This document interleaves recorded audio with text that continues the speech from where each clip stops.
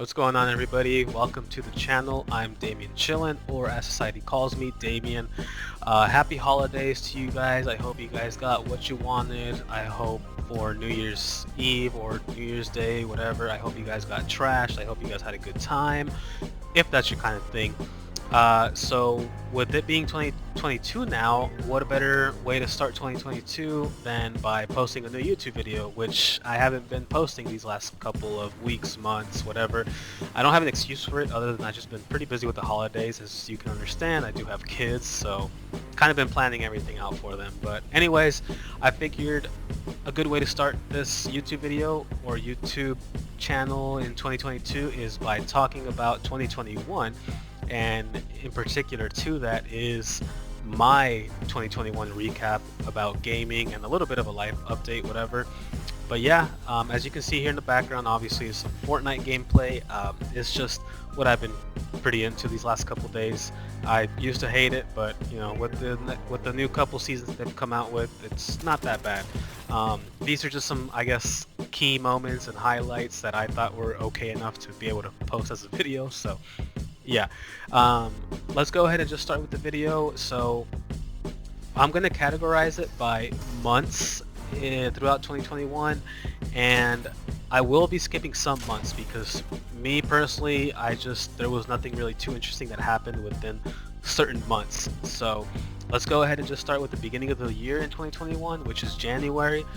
Only notable thing I can really say about January is I got my Xbox Series S. Now, at the time, the Xbox Series S, Xbox Series X was 2-3 months old of being released, so quantity was pretty scarce, and luckily I came across the Xbox Series S rather than the Xbox Series X. Xbox Series X was damn near impossible to get, so I had to, I wouldn't say settle for the Series S, but I was lucky enough to get the Series S.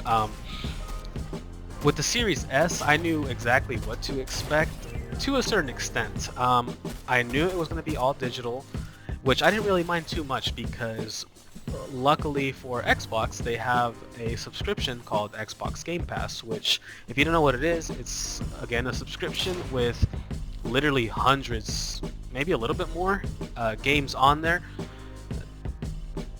Technically for free because you're paying for it, but yeah, I mean, they have first party titles, third party titles, indie games.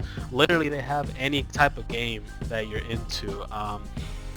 So that's one of the main reasons I got it, was because I have the Game Pass, and the Xbox Series X is a pretty good console to start off with if you only have Game Pass and you don't really plan on buying physical games like myself. At least for the Xbox, I do buy physical games, but for the Xbox, there's just no need anymore because of the Game Pass. So, got the Series S in January. I'm not gonna lie, I did mess with it for a couple of weeks, maybe like 2 weeks, and after that, I just lost interest. At the time, I was just really hoping and wanting a PS5. I can't really explain why, other than at the time, I was just a PlayStation fanboy, you know. I always liked and preferred PlayStation, and so that's what I was really looking forward to. Another reason why I got the Series S is because it technically is a next-gen console. It is a little bit weaker than the Series X, but not by too much. Luckily, the Series S is only $300 compared to the Series X being $500, so yeah, you know, wanted to get on that for sure. But yeah, I played it for about 2 weeks, and that was pretty much it. I did think it was lacking on some stuff. I can't really explain what it is. I think it's just knowing the fact that it is weaker than the Series X kind of just turned me off on it. So that was my January. I will say now in 2022, and I guess of December, I did start playing a little bit more of it, and I'll explain why when I get to December.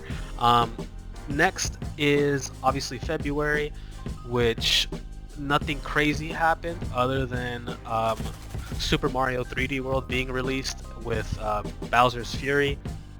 And I will say I didn't even know that game came out because I just wasn't too into Mario anymore. But I noticed it came out when my girlfriend bought my son Super Mario 3D World, and I saw him playing it, and I thought to myself, that looks really fun, because it just reminded me of, for whatever reason, it reminded me of New Super Mario Bros. Deluxe for the Wii and for the Switch, which was re-released. But anyways, yeah, so Super Mario 3D World was extremely fun as hell. I loved playing that game. I love that game. It originally was on the Wii U, but then got ported to the Switch. And yeah, I love the game. I loved it so much. I played it with my son all the time. We beat that game. Well, he actually beat it, and I'm very impressed with him on that. He also, again, the game also did come with Bowser's Fury, which was like essentially, they labeled it as a mini game, but it was a whole game, I guess. It was just a little spin-off game, but it was still fun nonetheless. There wasn't really much to it other than typical Bowser story. He takes over Mushroom Kingdom and stuff like that, but I can't tell you exactly where this was set, but yeah, he takes over wherever this was set. He like sprays this black goo everywhere, and it's pretty cool because you're playing normally in the game, and then all of a sudden it turns nighttime. Bowser comes out,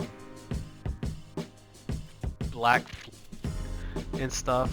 So yeah, it's a fun game nonetheless. If you have a Switch and you love Mario and you haven't played this game, definitely pick it up. Let's see, what else? Sorry, I'm looking through my phone to see because I have these notes on here. In March was a pretty good month for me. I'll say the main reason, which was me getting a PS5. So with the PS5, I got extremely lucky on that. I was online on Walmart, and I had on Twitter, I had followed all these accounts that showed the updates as to when they're going to go live as far as selling. So they showed one for Walmart. I went on Walmart, and I missed it twice. They did like rollouts every 10 minutes for the PS5. I missed it twice, and at a point I was just getting so frustrated. I just kept clicking check out, check out. It got to a point where I wasn't even looking at my phone. I went like this, check out, and I was at work, so I was able to do that as far as be distracted to not look at my phone.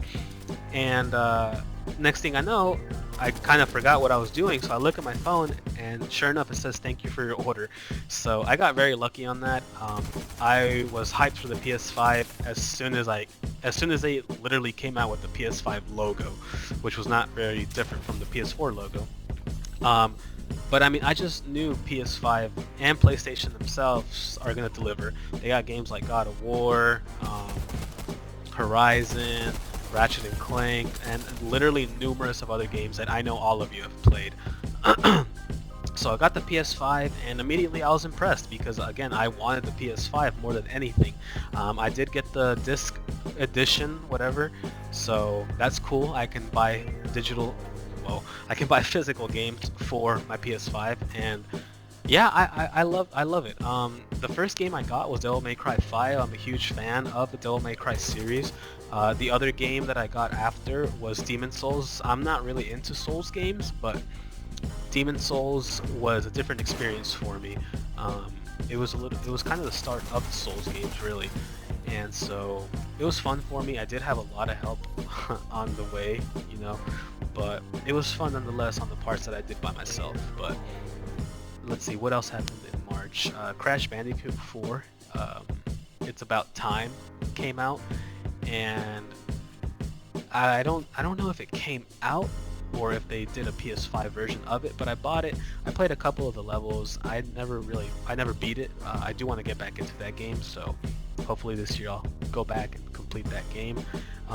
Next month is April, which nothing happened in April. Then came May, and May, the only thing I can really say that was notable on there was Resident Evil 8 Village, which was a highly anticipated sequel to Resident Evil 7. Literally an amazing game. I don't care what anybody says, I thought it was great.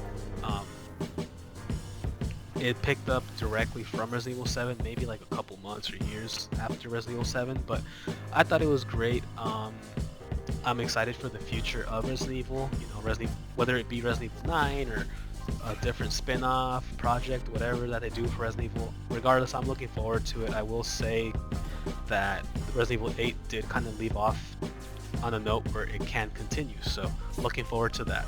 Um, let's see, what else do we got?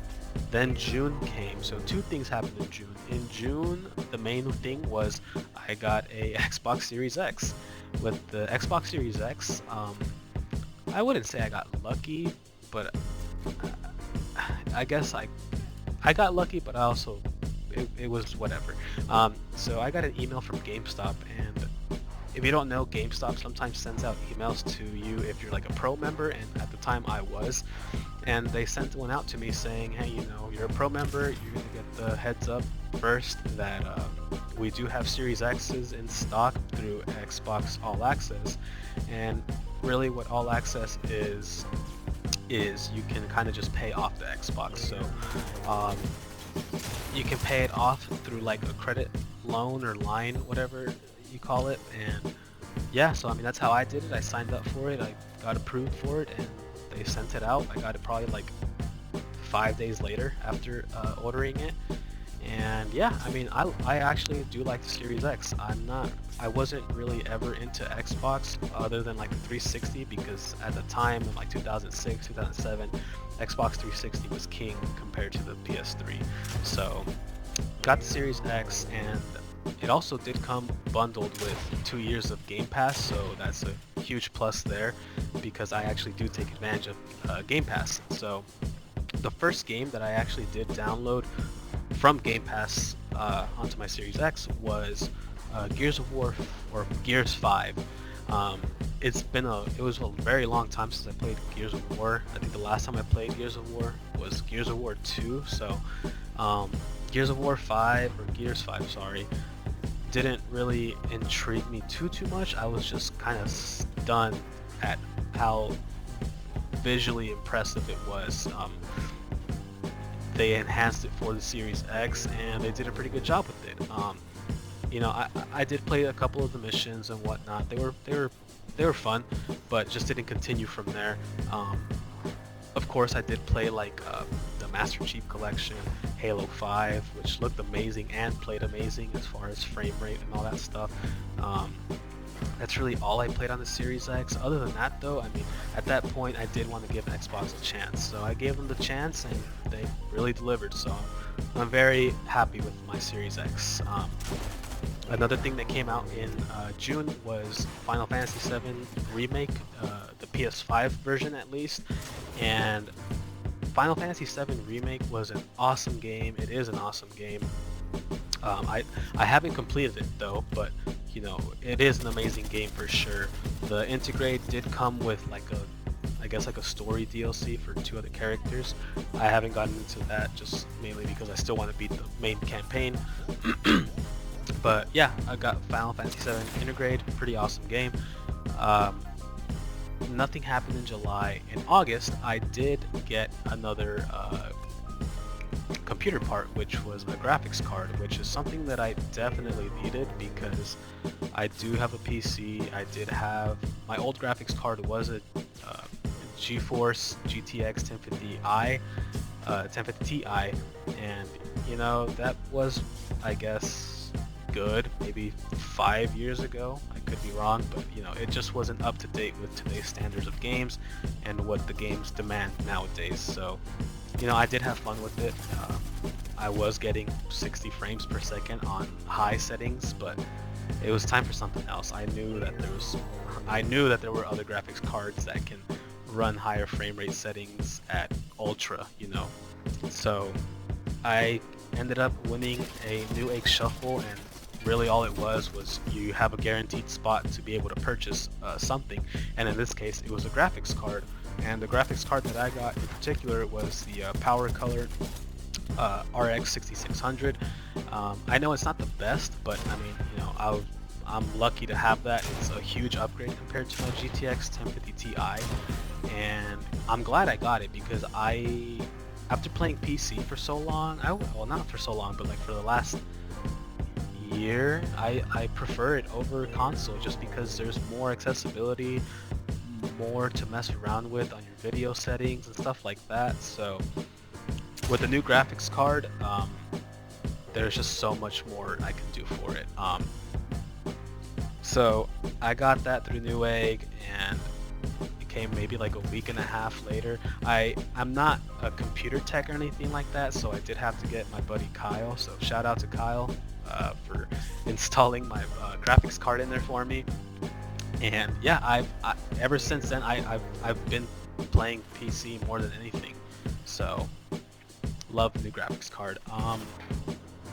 Other than that, nothing happened for me in September. Nothing happened for me in October. November, the only thing I can and will talk about is the annual release of Call of Duty, because that's the only thing that happened for me in November. So I made a previous video, I believe in November, where I talked about Call of Duty Vanguard, and I gave it some praise, but now looking back at it, yeah, it's not that good of a game.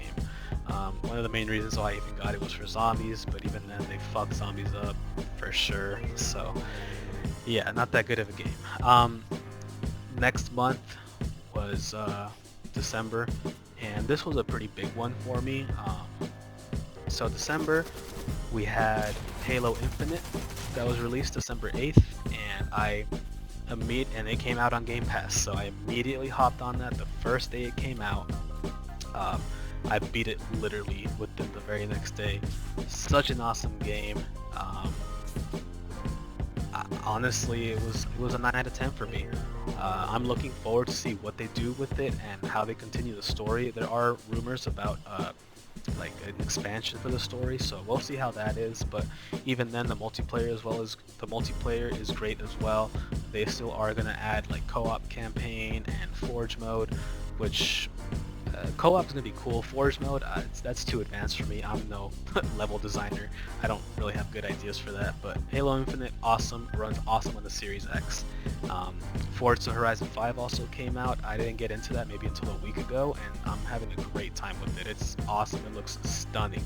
I also got the Oculus Quest 2, which I can show off here. Pretty awesome. I was always intrigued with VR on how it plays, how it would look. It really feels like you're in the world of the game that you're playing. So far, I've just been playing like the free games. I've also been playing Beat Saber. My son is playing the Rick and Morty VR game, and he's having a good time with that. I mainly got it for him so he can play that, but I also, was intrigued by it myself, so I bought Beat Saber on there. Other than that, the only other thing I can say is I got Sonic Colors, and I'm sure if you're into Sonic, you saw how Sonic Colors was and what they say about it. It's not that great, but I was just, for whatever reason, wanting to play a Sonic game. It's been a long time, so I got that, and that was pretty much it. That's my 2021 recap. Let me know what you guys think. Let me know how your 2021 was. Was it good? Was it bad? What did you guys get into? What did you guys get? Thank you for watching. A like, a share, subscribing is always welcome. I appreciate you guys for holding out for me, for putting out a video.